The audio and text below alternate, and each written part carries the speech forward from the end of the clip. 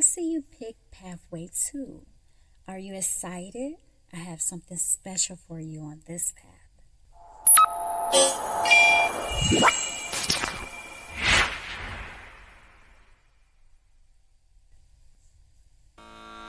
If you have not seen the previous Pathway interactive video, please stop this video and watch the video called Stress is a Mess. This will help you along this interactive journey. And for the rest of y'all, let's begin.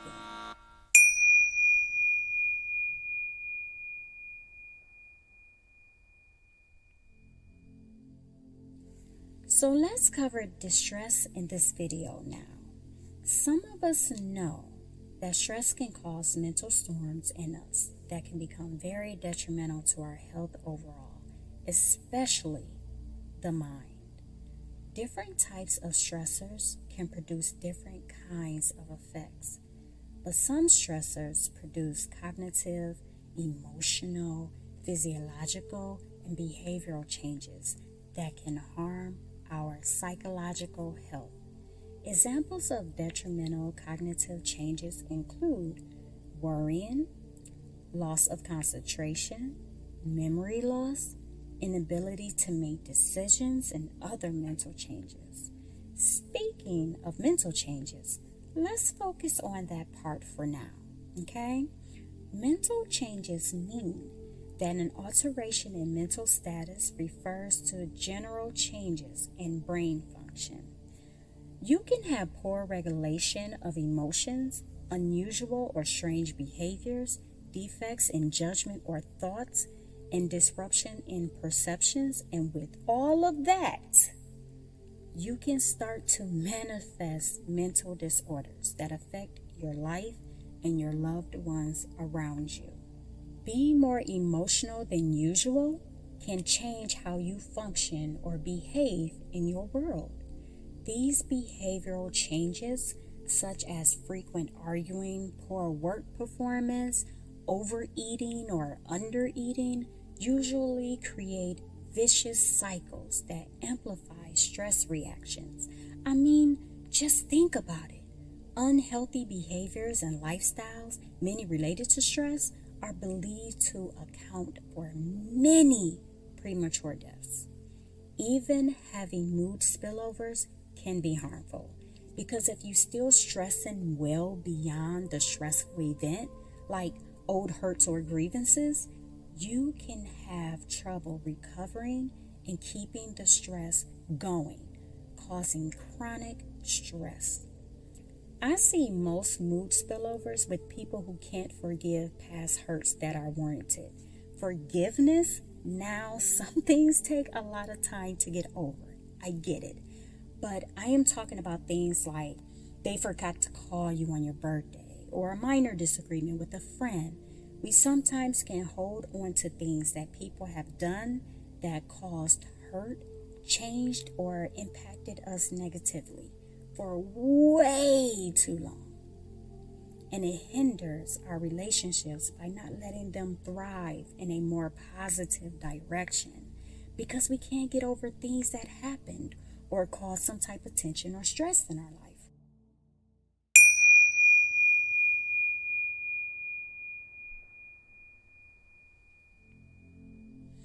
Now, I do want to back up a little bit and speak on how we all see stress differently. And sometimes what you might think is stressful may not be to someone else. Now, it is good to quickly understand that different people react differently to the same experience based on their mental interpretation of the experience. While some find it stressful and are scared, others find it stimulating and become excited, and yet others may be unmoved and could care less about the experience, right? I use this matter because I found this factual when my family and I flew to Orlando, Florida. We were going to Disney World. Now, your sis in the airplane was stressed, okay? I mean, I even took some motion sickness pills that did not help at all. I was very uncomfortable and nervous, and I definitely did not want to sit by the window, okay? I did not like flying in airplanes because my mind races on how the engine can fail or the pilot can fall asleep. Maybe we can run out of gas. Just unnecessary thinking. And not to mention, I felt claustrophobic. It just seemed like everything was just too crowded. The seats, the people, the bags, everything. And that's how I can make an airplane ride a stressful one. Now my children, on the other hand, were so excited. They laughed and played games, and they even wanted to sit by the window so they can see how high we were above the clouds, receiving the sensation of the high view that got them going. And yet, my husband seemed unmoved. He was not affected in the least. He just put on his headphones and called it a day. He didn't experience eustress or distress.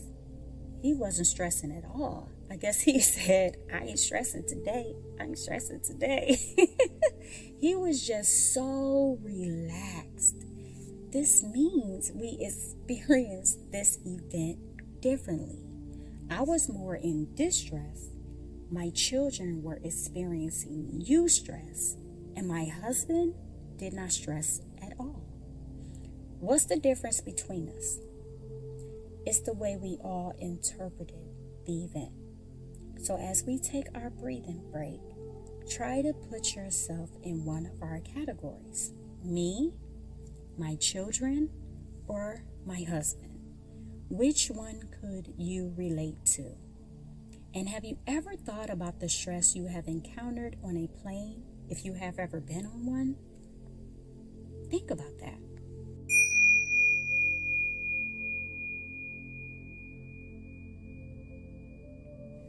I would like to take this opportunity to have us think. Just relax and sit back and think about all the stress we encounter on a daily basis. Do you feel like you undergo a lot of stress for unnecessary reasons? Do you believe stress is the main problem that our society faces?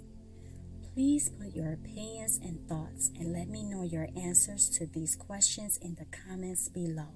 I would appreciate it. They can generate stimulating dialogue. Now, let's take our breathing break. Breathe in and breathe out.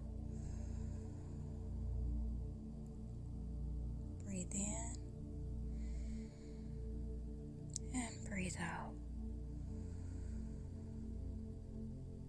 Now back to the airplane analogy. I asked you to try to put yourself in one of our categories. Me, my children, or my husband. Which one did you choose? You will probably realize that those who could relate to me would be stressed at some level, perhaps even subconsciously thinking that how high the plane is can be dangerous and can result in a fall, injury, or even death. Those who relate to my children would be excited and probably at some level think that it is a thrill to see the scenery from a bird's perspective. What about the indifferent group that can relate to my husband? Well, they're likely thinking about how they need to feed their dog when they get home.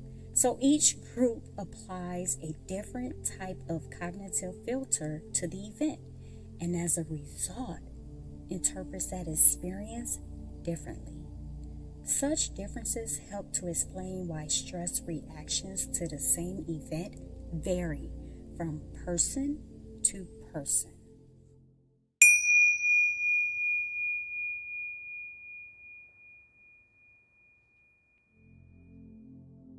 I say this to say, be uniquely you and make sure you find ways to improve yourself by understanding yourself.